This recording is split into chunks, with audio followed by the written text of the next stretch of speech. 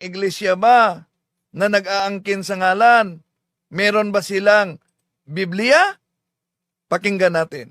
Kaya natin na gumawa ng sariling salin ng Biblia. Kaya natin, kapatid na Michael. Pero hindi po ginagawa yon ng Iglesia ni Cristo. Ang dahilan, kapatid na Michael, iyon nga mismong mga Biblia ang isinali nila na ating ginagamit. Hindi nga nila halos paniwalaan pag tayo ang gumagamit. Di lalo namang hindi nila tatanggapin kapag yan ay salin ng Iglesia ni Cristo.